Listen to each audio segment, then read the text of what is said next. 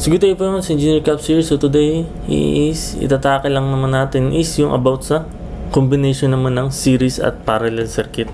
So yung last topic natin, natake lang natin yung Ohm's law, yung series at yung parallel circuit. Ngayon, punta tayo sa combination. So suppose may ganito kang klase ng circuit na kung pagtingin mo pa lang, parang komplikado pero hindi komplikado. So ngayon, ang pinapahanap, find resistance total, I total, at P total. So ngayon, paano natin titirahin tong circuit na to? So, sa una, medyo parang medyo mahirap i-solve. Pero, once na master nyo na yung series tsaka parallel, madali na lang to sa inyo. So, i-inspect natin yung circuit. So, ano mapapansin natin dito? Mapapansin natin na yung R4 mo at yung R5 mo, anong itsura niya? Nakaparallel siya, di ba? So ngayon, pwede natin siya i-simplify. So basically, pag magsosolve kayo ng combination ng series at parallel circuit, kailangan nyo siyang i-simplify sa pinaka-simplest form ng circuit. So, anong itsura nun? Dito siya. May isa kang supply at may isa ka lang resistance. Paano natin gagawin yan? So unang gagawin natin is yung R4 tsaka R5 i-parallel natin. So ano nga ba yung formula ng parallel? So ang R4 na nakaparallel sa 5 is raised to negative 1. Ito yung formula ng diba? Parallel 1 over 10 or 1 over R4 plus 1 over R5, which is yung 7. So ilan yan? So raised to negative 1 over 10 plus 1 over 7. So ang R mo, resistor mo na nakaparallel yung 4 sa 5 is 4.1176 ohms. So anong magiging itsura ng circuit natin? So punta tayo dun sa drawing natin ulit. So yung circuit 1 mo na naka-simplified, circuit 1 simplified. So meron kang voltage, meron kang R1, meron kang R2, yan, meron kang R3, at anong itsura nun? Saan ba yan? Yan, meron kang R4 na nakaparallel sa 5. So ang total nya ito na yun.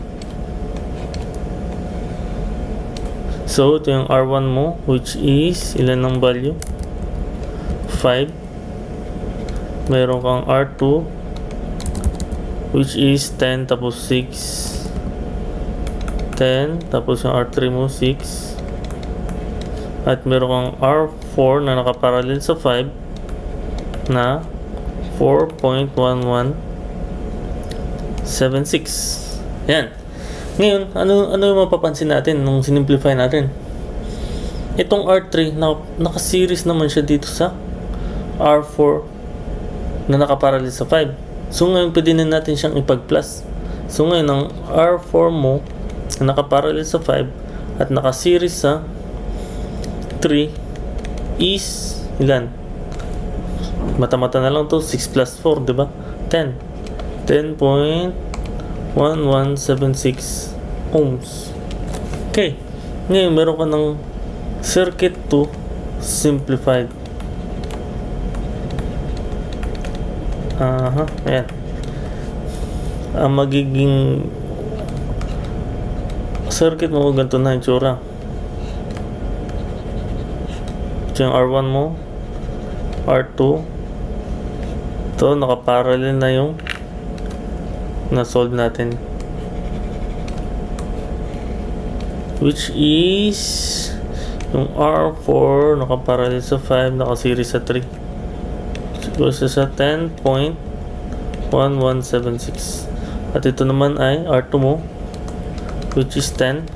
At yung R1 mo ay ilan? 5. Yun. Ano naman mapapansin na naman natin? Nakaparallel na naman to. Yung R2 mo nakaparallel dito sa equivalent circuit na ginawa natin kanina. Ngayon, solve na naman natin siya. 4 naka-series sa 3. Itong notation na to, hindi nyo naman siya kailangan kopyahin. Ginawa ko lang siya para parang palatandaan ko lang noon. Nasanay lang ako sa ganito. Yan. Ilan? Sa 10. Which is equal siya sa negative 1 over 10.1176 plus 1 over 10. So, ilan yan? Ilan yung circuit? So, 1 over 10.1176 plus 1 over 10 na naka-raise to negative 1. Ilan is 5.029228. Sorry. Kahit tatlong lang. Ayan, apat. 5.0292 ohms. Yan yung equivalent circuit mo nung pinagparallel mo na. Ngayon, ano yung simplified circuitry natin? Itsura niya. Simplified. Yan. Bali, meron ko ulit supply. Meron kang resistance at meron ko pang isang resistance. Ito yung equivalent resistance na solve natin. Sa R na 4 na nakaparallel sa 5 at naka-series sa 3 at naka-series sa 10 equals sa 5.0292. So, meron ka ulit ditong R1 which is 5. Ngayon, anong itsura niya? Naka-series na naman siya. Kaya ngayon, ang R total mo ngayon is ilan? Pag plus mo na lang, 5 plus 5 bali 10.0292 ohms. Yan. Meron ka na ngayong R total. So, ang R total mo pala is 5. Mali. Kasi yung pangaris. Yan. 10.0292. 10.0292. Yan, meron ko na I total. R total. Paano naman natin makukuha yung I total? So, meron kang voltage total, di ba? Ilan? Ito, 10 volts. Ibig sabihin, lagay lang natin 10 volts dyan. Ano na nga ba yung natutunan natin sa Ohm's Law? Ang voltage mo is equal lang siya sa current times resistance. Para makuha mo yung current, therefore, para makuha mo yung current mo is equal siya sa voltage over resistance. So ngayon, ano yung I total mo? I total mo is 10 over 10.0292, which is equal siya sa 10 over 10.0292 9971 0.9971 amperes. At ano naman yung P total mo? Ang power total mo, di ba? Or ang power mo is voltage times current. So ngayon meron kang voltage at meron ka na rin current. So P total mo is voltage total mo natin times current total mo na 0.9971, or which is equal siya sa 9.971 watts. Yan. Meron ka ng R total, meron ka ng I total, at meron ka ng power total. Ano pa yung kailangan natin? Ito pa, patay. Hinahanap yung I1, I2, I3, I4, I5. So, Paano ba natin makikita yung I1, I2, I3, I4, I5 na yan? So pag yung mga current, sisimulan natin lagi siya sa supply voltage mo. So kung ito yung supply voltage mo, yung diagram kasi ng supply voltage mo, ito kasi is a battery. Yung mahabang side, ito yung positive, at yung maiksing side, ito yung negative. Ngayon, yung conventional current is nagfo-flow siya from negative to positive. So ngayon, meron ka palang flow dito ng current papunta ng resistor 1. Ito yung I1 natin. Tama? Kasi I1 is corresponding to R1. Ngayon, itong current na yan, pagdating dito sa, ito kasi tinatawag na node, yung pinagsalubungan ng mga ends ng resistor. Yung current na yan, mahati yan siya. So, meron pupunta sa R2 at meron din pupunta sa R3. Tama? So, ito yung tatawagin nating I2. Ito yung tatawagin nating I3. Yan ngayon, imagine niyo tumatakbo pa rin tong current na yan. Saan siya pupunta? Sa R4. At meron din pupuntahang R5. So basically, ito pala yung I4 mo at ito yung I5. Ngayon, paano natin ngayon kukunin yung mga current na yan? So start tayo sa I1. Diba na simplify natin, so drawing natin dito yung ano, no, ito dito yung simplified form mo. Simplified. So meron kang supply at meron kang resistor total. R total mo, ito yung I total mo. I total at ito yung voltage total mo. Yan yun. Pag magko-compute na tayo ng current, balik naman tayo. Kung kanina nag-simplify tayo, ngayon pabalik naman tayo. So ilan yung I total mo? 0.997, di ba? So mag-ibang color na lang tayo. So ang I total mo raw is 0.997. Ibig sabihin, yung total current na tumatakbo sa buong circuit mo is 0.997. Tama? So ito pala, yung tumatakbo sa buong circuit mo is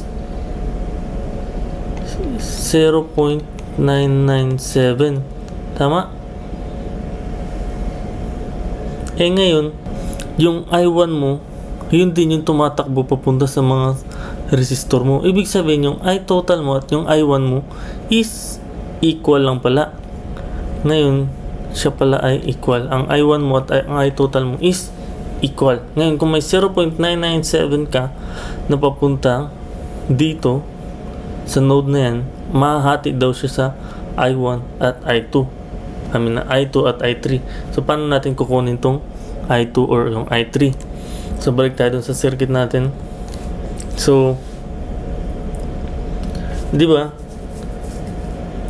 Yung I1 mo raw is equal lang siya sa I total. Ibig sabihin itong R1 mo, may current kang papunta dyan na 0.997. Meron ko ditong 10 volts.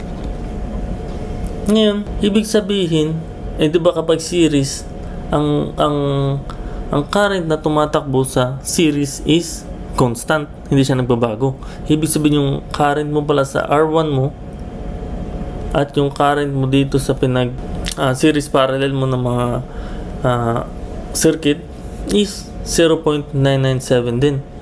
So ngayon, kailangan natin makuha yung voltage. Bakit? Kasi para pag nakuha natin itong voltage nito na yung resistor mo na nakaparallel sa 5 at nakaseries sa 3 plus nakaseries sa 10, ito na yun, no?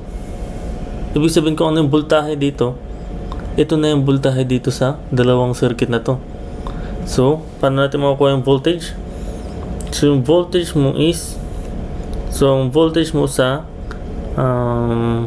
resistor 4 mo na nakaparallel sa 5 at nakaseries sa 3 at nakaseries sa 10 is equal sa Ano yung voltage? Paano yung kinakompute yung voltage? V is equals to IR. May current ka, may resistor ka. So, ibig sabihin, ang I mo is 0.997 times yung resistance mo na 5.0292. So, ilan ngayon yung voltahe mo dyan? Times 0.997 times 5.0292.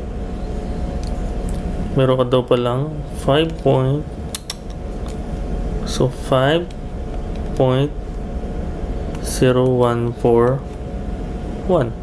volts. Meron ka palang 5.0141 volts dito sa circuit mo na yan. Ibig sabihin, may voltahe ka dito na ilan?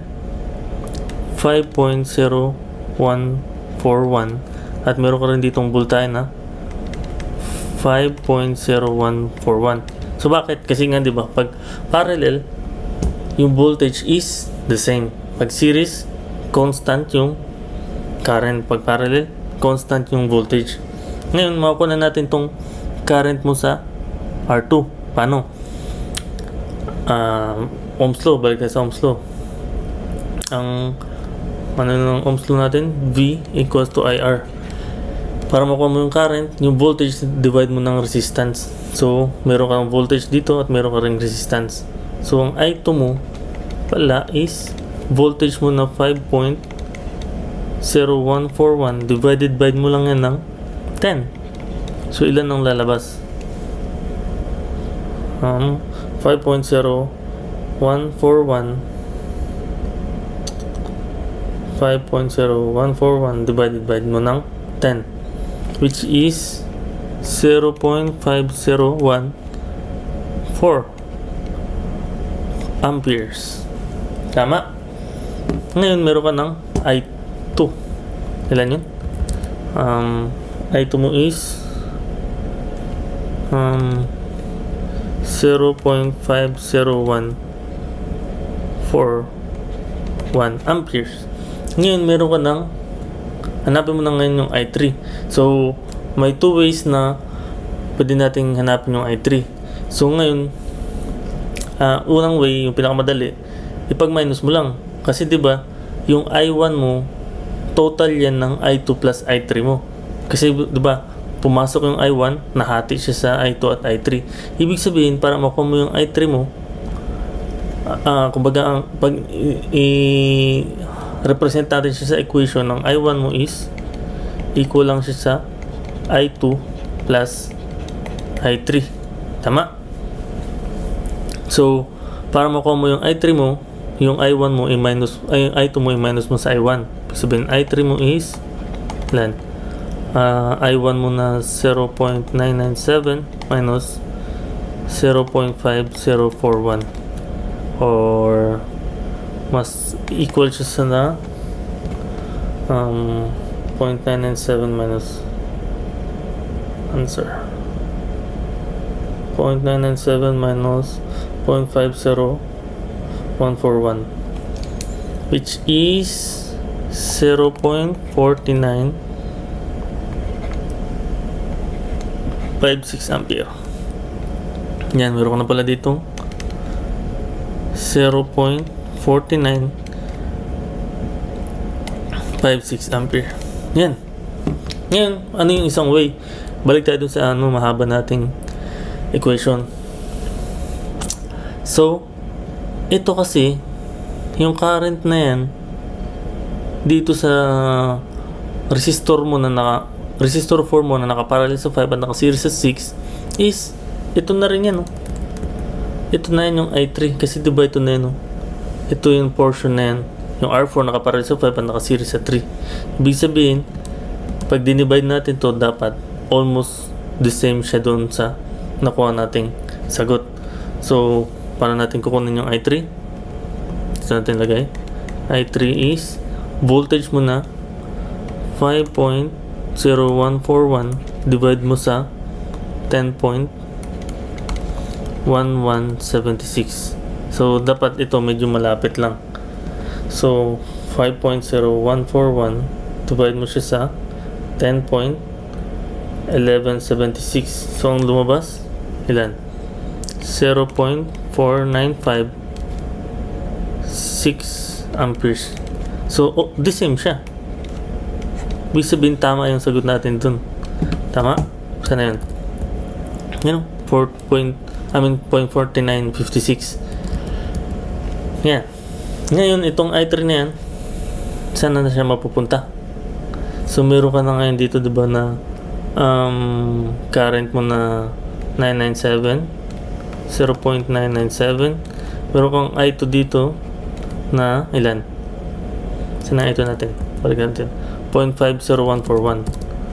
0.50141. At meron tayong i3 na ilan? Sana 0.4956. 0.4956.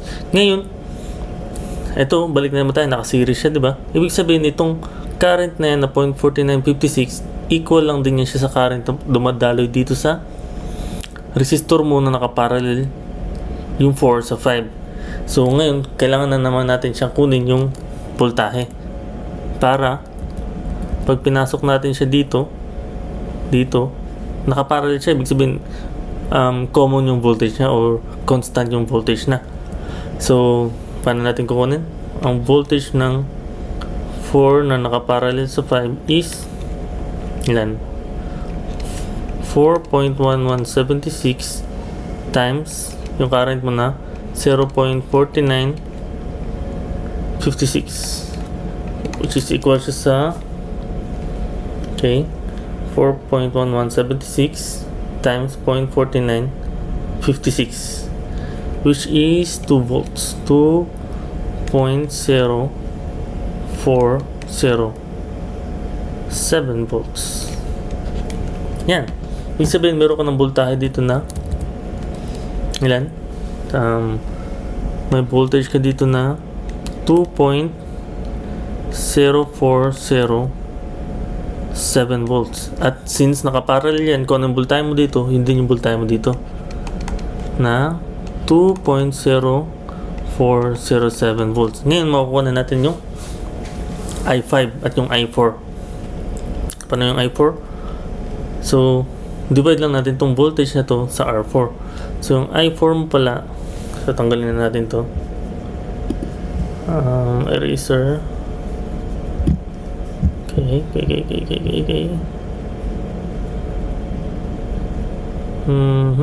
Yan. So, pen tayo. Yan. Nga ba? So, I4 mo is equal siya sa voltage mo na 2.0407 over 10, which is equal siya sa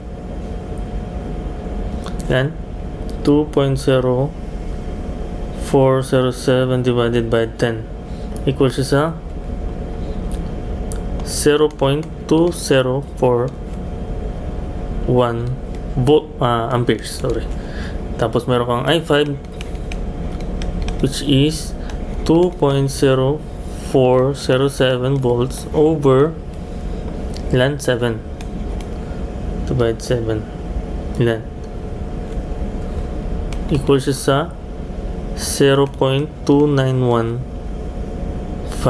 amperes. Yan. Ngayon, paano natin i-check kung tama tong I3 natin? Kailangan kapag pinag-plus mo tong I4 at yung I5 mo, equal siya sa 0.04956. So, try nga natin. Yung I4 plus I5. Ilan? 0.2041 plus 0.2915. Ilan? Ilan yan? Plus 0.2041 plus 0.2915. Tama, 0.4956. Ibig sabihin, tama yung sagot natin. Ngayon, meron ka ng I4 at meron ka na ring I5. I4 mo, which is 0.2041 amperes. At yung I5 mo, ilan? 0.2915 amperes. Yan. Mahaba siya kasi i-discuss na natin lahat dito sa isang video lang para sa series parallel. Ano pa yung sunod na problem? Tapos na tong I1, I2, I3, I4, I5 mo. Ngayon, ang solve natin is P1, P2, P3, P4, P5. So, madali na yun kasi meron ka ng mga current eh. So, try natin. Lista natin nga lahat. I1, which is 0.997 amperes. Meron tayong I2, which is 0.50141 amperes. At meron tayong I3 na ilan? 0.4956 amperes. I4 tayo na 0.2041 amperes. At meron tayong I5 na yan yung I5 0.2915 amperes. Ngayon, kailangan natin yung mga voltage, or pwede naman kasi may resistance na rin tayo kasi di ba ang power natin is pwede siyang I squared R, or pwede rin siyang V I or V squared over R. Yan yung mga formula ng power natin. So try natin itong I squared R. So ano yung mga lista na rin pala natin yung mga resistance. So meron tayong R1 na 5 ohms. Meron tayong R2 na ilan? R2 natin 10 ohms. R3 na 6 ohms. R4 which is 10 ohms again. At meron tayong R5 which is 7 ohms. Yan. Makupitin natin lahat ng mga power. So ngayon ang P1 mo is I1 squared R, or equal siya sa ano I1 mo? 0.997 squared times yung resistance mo na 5. Ilan yan? 0.997 squared times 5. 4.97 watts. P2 natin ilan? I2 squared R2 0.5014 squared times 10. Ilan yan? 0.5014 squared times 10. 2.5141 watts. So power 3 mo I3 squared R3 which is ilan? I3 mo is 0.4956 squared times R3 mo na 6 equal siya sa 1.4738 watts. Power 4 mo I4 squared R4 which is equal sa I4 mo 0.2041 squared times 10. Ilan? 0.2041 squared times 10 which is equal sa 0.4166 watts. Lastly, power 5 mo I5 squared R5. I5 mo is 0.2915 squared times 7. 0.2915 squared times 7. Ang tama? 15 square, 0.2915 squared times 7 which is equal sa 0.5948 watts. Grabe haba. So ngayon, paano natin matatama, check kung tama yan? So ano ba yung power total na compute natin kanina? Ilan? 9.971. Ngayon, try natin pagpa-plus natin to kung lalabas siya na 9.971. So, ang power total natin kanina is 9.971 watts. So, try natin ipag-plus lahat yan. 4.97 plus 2.51 41 plus 1.47 38 plus 0.4166 plus 0.5948. Oh, grabe, dami. 4.97 plus 2.51 41 plus 1.47 38 plus 0.4166 plus 0.5948. So, lumabas is 9.9693 watts. So, almost the same na yan. Ibig sabihin tama yung sagot natin kasi hindi naman natin kinulat ng decimal kasi kung kunin natin lahat ng decimal, masasakto siya. Eh, syempre masyadong mahaba pa ganun. So, yun. Ano pang problema natin? Meron pa pala yung B1, B2, B3, B4. So, meron na tayo, diba? Na-complete na natin yan eh. So, meron tayo ang B1 mo is saan na yun? Ito. Yung V1 mo ay wala pa. So, yan. Paano natin makuha yung V1? Meron kang current dito at meron kang resistance dito. Ibig sabihin, ipagta-times mo lang yan. So, ang V1 mo pala is ilan? 5 times 0.997. Ilan yan? 5 times 0.997. 4.985 volts. Yan. Sulit natin doon. V1 mo is 4.985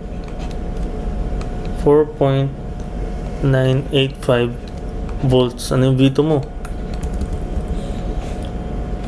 Ang V2 mo, ito. Ayan o. Kasi diba yung na-complete natin kanina, 5.0141. 5.0141 volts. So, V3 mo, saan yung V3? Ito, meron tayong current dito ng 0.4956. Meron tayong resistance dito na 6 ohms. So, pwede natin siya makuha yung voltage kasi diba, voltage nga is, oops, voltage mo is current times resistance. Ibig sabihin 0.4956 times 6. Ilan yan? 0.4956 times 6. 2.9736. Yan. Ibig sabihin may V3 ka na. 2.9736 volts. At meron kang V4. Saan yung V4? Ito na yan, no? Sa R4 mo, tsaka yung R5, nakaparallel yan. Ibig sabihin yung V4 at V5 mo, equal lang siya, na 2.047. So, V4 mo is 2.0407 volts, pati yung V5 mo. 2.0407 volts. So, yun. Ganyan ang mag-solve ng series parallel na combination. So, ito, pwede nyo na rin i-solve yan yung power using this formula na VI or V squared over R. Pero hindi na natin ipapakita kasi syempre masyado nang mahaba. So, yun. Ganyan lang. Basically, yung pag-solve ng series parallel na combination. So, ilang oras ba yung nabot natin? Parang hindi mo tayo mabot ng isang oras eh. So, yun. Sana kung may natutunan kayo, huwag niyo kalimutan mag-like, mag-share at mag-subscribe para sa marami pang videos na katulad nito. Ito ay isang way pa lang ng pag-solve ng series parallel. Marami pang way ng pag-solve ng series parallel gamit yung algebra. So, yun yung itatake natin sa susunod nating topic. So, huwag niyo kalimutan mag-like, mag-share at mag-subscribe para makita niyo yung technique natin kasi masyadong mahaba to. Kahit ako, kung sa board exam to, wala na. Tapos na yung board exam, di ka pa tapos mag-compute ng series parallel. So, yun. So, kung may natutunan kayo, ayun. Huwag niyo kalimutan mag-like at mag-subscribe. Thank you and God bless you all.